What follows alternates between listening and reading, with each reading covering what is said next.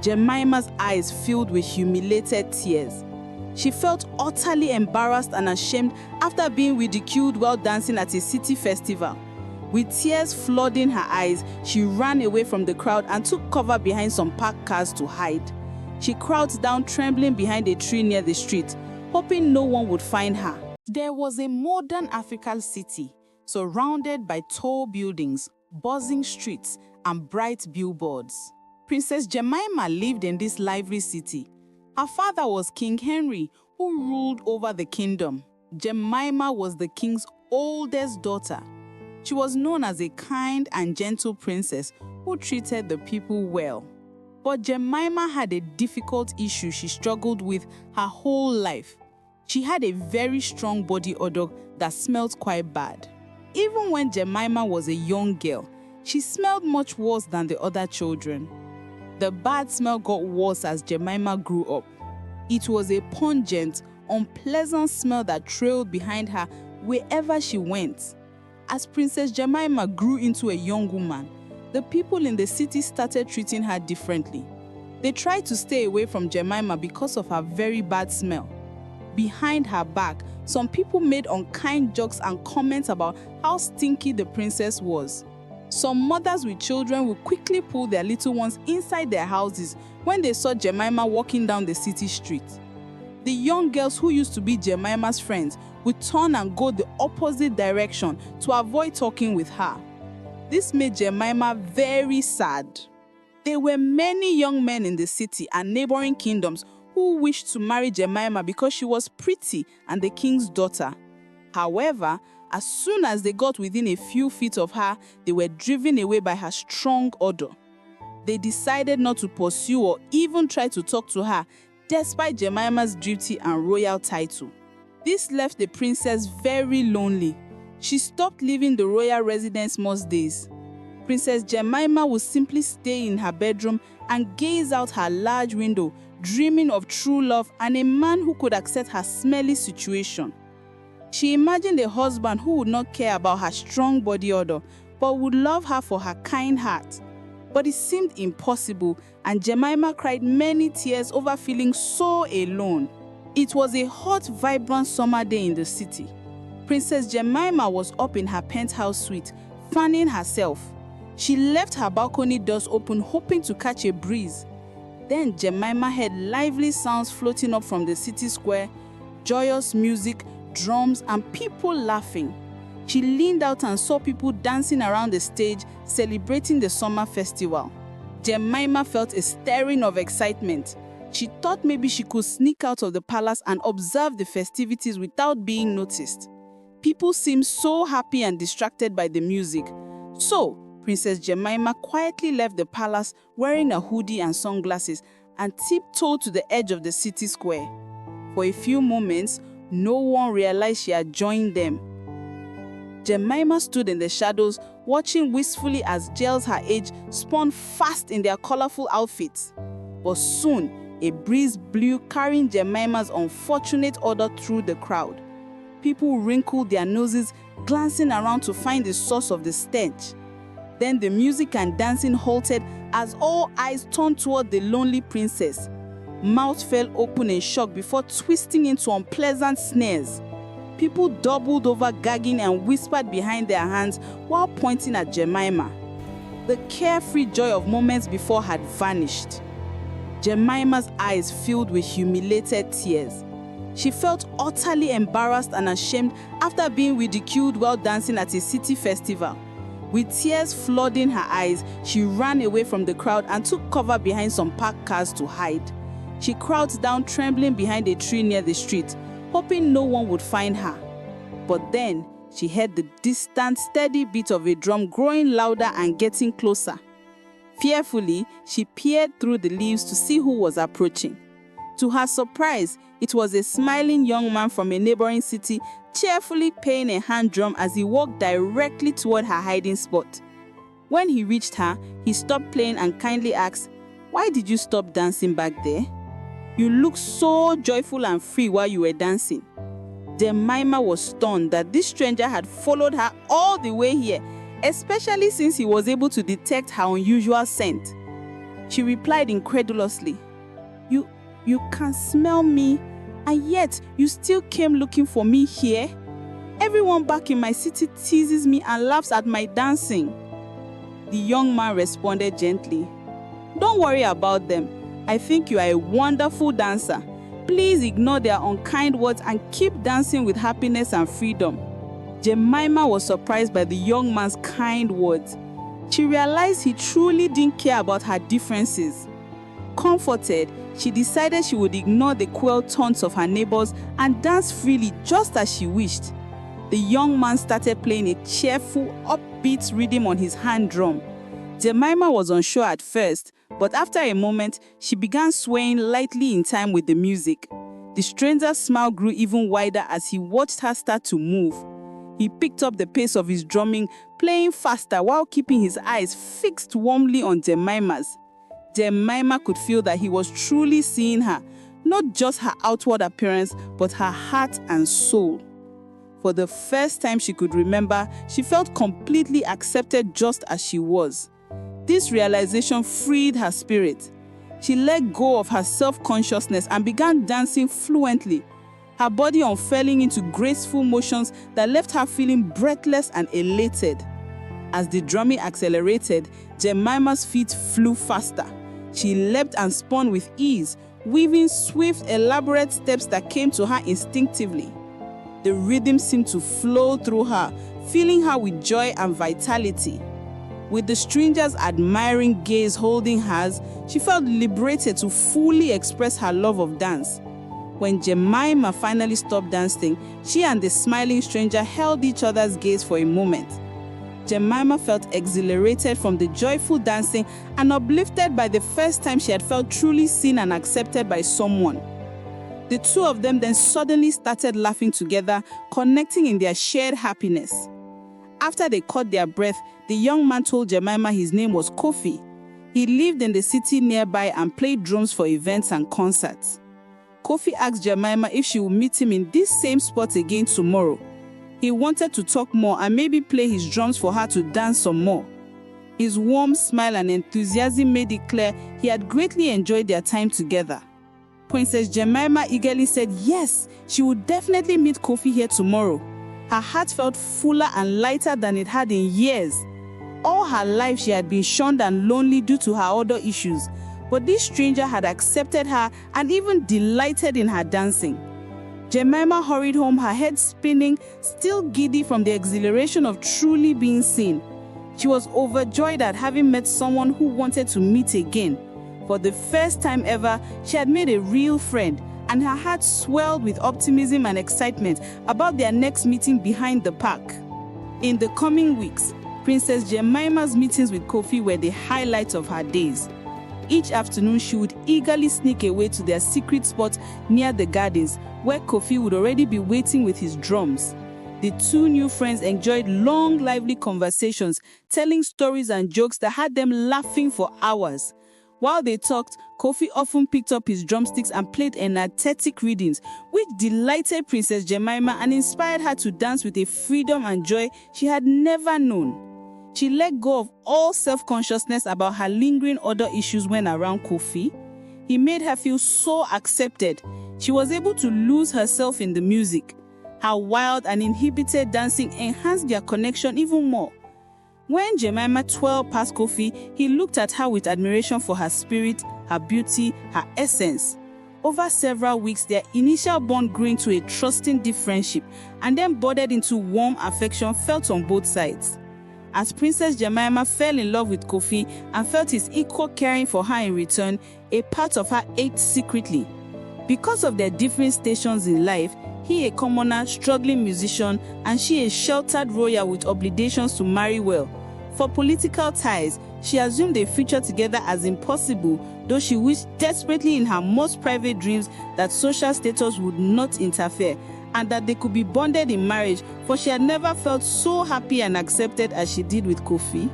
One afternoon, as Princess Jemima and Kofi sat closely talking and laughing, as usual, he reached over and gently took both of her hands in his. His expression changed to become serious and full of emotions. Kofi told Jemima that he cared deeply for her and wanted them to be together forever. He asked them to marry him, exclaiming his wish that their two cities could be joined through their union. Kofi said he didn't care about royal customs or getting permission. He only knew that being with Jemima made him truly happy, and he wanted them to build a life bonded in love. Princess Jemima was overcome with surprise joy at his heartfelt proposal. She cried tears of happiness, having wanted nothing more than to be Kofi's wife, but assumed they could never come to pass. Jemima felt she didn't deserve such a wonderful man, willing to overcome all social barriers to declare his unconditional love for her. In her excitement, she threw her arms around him, whispering yes against his smiling lips as they shared a long, tender kiss. She had never imagined a love so freeing could be hers. When they finally pulled back, faces flushed and beaming with giddy smiles, the lovers made enthusiastic plans, still high on new possibilities. The princess and the drummer boy agreed they must share the wonderful news with both their families right away. They would first ask Jemima's parents, the king and queen, for permission to marry, then travel to Kofi City to gain his family's approval and blessing too. The ecstatic pair clasped hands tightly as they set off on their new journey together towards a future as husband and wife. However, soon after their engagement, immense tragedy struck the cities, and Princess Jemima's happy new world came crashing down. A deadly, fast-spreading plague swept swiftly through the country. The early symptoms were a raging fever and skin covered in large boil-like blisters. Within these, those infected would go into violent fits of madness, then fall deathly still. It was a horrific, painful way to die. In desperate efforts to contain the terrifying outbreak, leaders of the 4 neighboring cities made the decision to completely seal off their borders.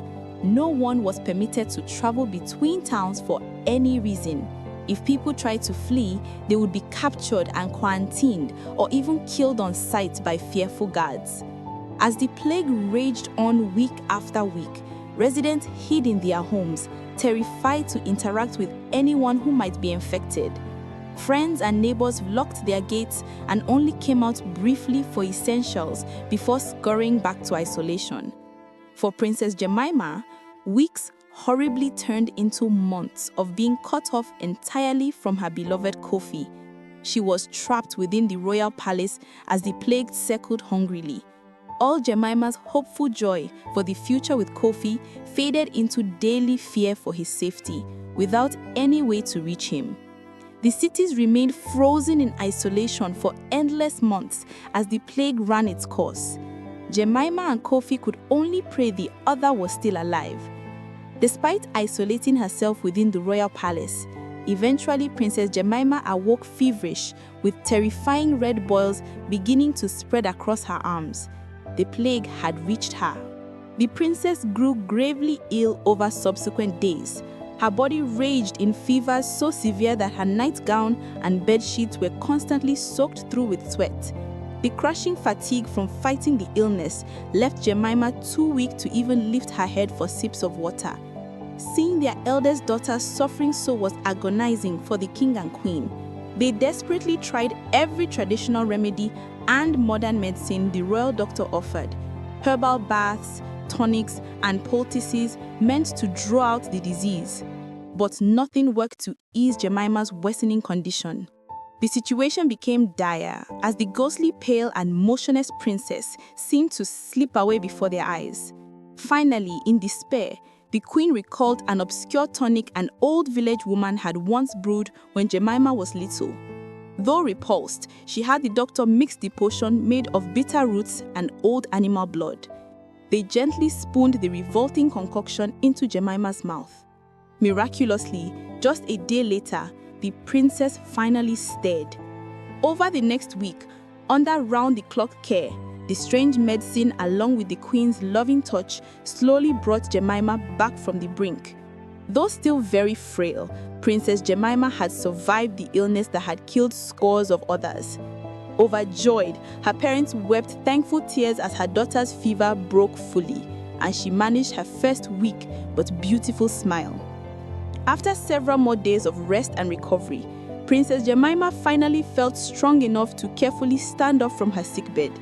Still quite unsteady on her feet after so long, she shuffled slowly across the room, one hand trailing the wall for balance. Jemima made her way to the full-length mirror standing in the corner. As she peered anxiously at her reflection, the princess gasped aloud in shock. She barely recognized herself. The plague's vicious fever had tormented her body for so many days that her skin now looked fresher and smoother than Jemima could ever remember. Turning in profile, she found with joy, but most incredibly, as Jemima lifted her arm hesitantly to her nose for a sniff, she discovered no hint of her chronic lifelong body odor lingered anymore. The prolonged feverish sweating must have somehow purged the smell entirely from her pores. Princess Jemima let out an ecstatic laugh, twirling while inhaling her now sweet-scented skin in delighted disbelief. This wonderful cure was like a miracle. Words couldn't express her euphoria to finally be free of the odor that had plagued and isolated her since childhood. Nearly weeping in happiness, Jemima rushed excitedly to share the glorious news with her parents, the king and queen. She wanted everyone to know immediately that the infection, which had nearly killed her, had instead brought astonishing new confidence and joy into her life.